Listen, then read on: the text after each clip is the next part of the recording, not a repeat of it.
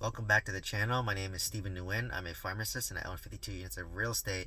So I had a great question in the comments in the breaking down my net worth video. So that video talked about how I went from 250K of student debt up to $6 million net worth.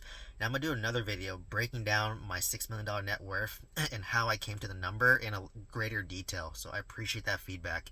But the question I had is, what's kind of my end game with building up wealth and building my net worth? Like, do I want to, specifically of real estate, right? So real estate is not very liquid, and obviously when you sell your real estate, you're going to have to pay something called capital gains tax. You're going to have to pay Uncle Sam, right?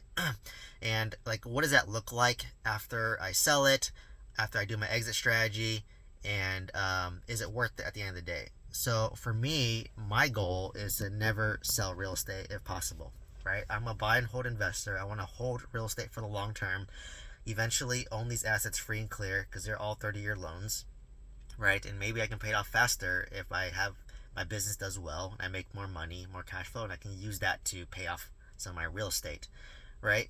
But what is my exit strategy? So for me, it's really, I'm more lifestyle oriented in terms of investing. I want to be able to, pay off my mortgage, pay off my primary residence, to own real estate that cash flows well. And to cash flow well, you have to own the properties free and clear, right? Long term, and hold these assets long term because rents over time go up, right? And over time, your principal pay down, the mortgage is being paid down. So over 30 years, your rents will go up, your debt will go down, and you will start to cash flow even more and more and more, right? So that's kind of the end goal for me. I want to hit roughly around 20 to 30K a month in net passive income. And I'm close to that right now, but I still have a lot of debt, 50% debt to equity, right now. But if I had 20K a month in net cash flow and I owned properties free and clear and I had owned off my primary residence free and clear, that's a lot more comforting for me, right? So in order to do that, I may have to sell off some of my properties with equity in it and use that equity to pay off my primary residence, to pay off my 2 apartment complexes, right? So for example, let's say I sold one of my single family homes, which has $800,000 of equity. Because it's long-term capital gains, it's 20% right now, right? It goes in a scale from like 0%, I think, to like 10% to 20% based on how much it is. If it's $800,000, most likely I'm gonna be in the 20% bracket, so I'm gonna lose 160K out the gate, right? So out of that $800,000, I lose 160K out the gate. Let's just throw in $100,000 for all the fees. So let's just make it easy, and I lost 250K on top of my $800,000. So what am I left with? That's can't do math anymore. But whatever that's left with, I think that's like 550 K. So 550K, I can use that to pay off probably almost both of my apartment complexes, right? Or pay down my primary residence pretty significantly. So that's kind of how it looks. And is it worth it, right? So for me, like I said, my goal is not to really sell. If I were to sell, I would I would take a 20% capital gains hit, and I would use that to basically pay off my apartment complexes or my primary residence, right? And at that point, it would lower my expenses and then increase my cash flow position significantly, right? If I could remove my $7,000 mortgage, that would reduce my expenses significantly, improve my quality of life. If I could pay off my apartment complexes, it would increase my cash flow. So what's my exit strategy? And it changes every time. Right now, I'm in this pause. I'm just thinking, okay, is it worth it to just start paying off some properties, right? I own enough real estate, 52 units, and at this point, if I were to buy another apartment complex, my quality of life doesn't really improve. If I were to buy another single family home as an investment property, my quality of life doesn't really improve, right? If I truly, truly want to leave my W-2 job, in order to do that, I have to remove this mortgage, which now I'm obligated to, right? So if I can remove a $7,000 mortgage, this includes all the costs, right? Property tax, insurance. So I think realistically, it's $5,000 mortgage.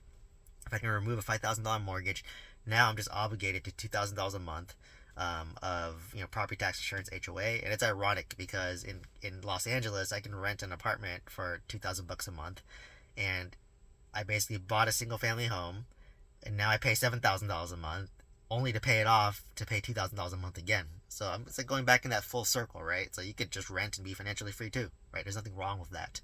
And the reason why I chose to get a house with my fiance is, we want to, raise our kids there, start a family there, future plan, right? So as I said, buying a primary residence is usually your worst financial decision ever, and you cannot look at ROI in terms of your primary residence. You have to look at it. Does it make sense for you right now? Can you afford it? And are you okay with the consequences, right? So for me, right now I'm working a W-2, so I can afford it. It's obviously expensive. And down the road, if I want to maybe go down to part-time or go down to per diem, I can maybe sell one of my properties in the Bay Area, use that equity to pay off my primary residence, own it free and clear. And then if I still owe $2,000 a month, my apartment's cash flow more than $2,000 a month, so I actually can live here for free, right? Even right now, if you were to take my cash flow, $8,000 a month, that covers my mortgage, right? So technically, I'm living for free in a sense. So overall, there's many ways you can pivot, and that's what I love about real estate. It gives you options, right? Like I could literally start to slow down, sell off some assets, pay 20% capital gains tax, and start to own my properties free and clear, right? I can sell my property, do a 1031 exchange, which defers the capital gains tax, and then use that to go buy another apartment complex if I want to scale, right? So let's just say I sold my single family home in the Bay Area, use an $800,000 equity to go then buy a $2 million apartment complex that's maybe 40 to 50 units if I want to continue to scale, right? So there's many options, right? If I want to grow and scale, that's the route I would go. You have the leverage. If I want to stabilize, reduce expense, take it easier, then I would deleverage, right? So it really depends on what phase you are in life, and it changes, right? Like I was in the past 7 years, I was in scale, leverage, leverage, leverage. Now I'm pausing and I'm like, do I want to deleverage as I'm taking a break?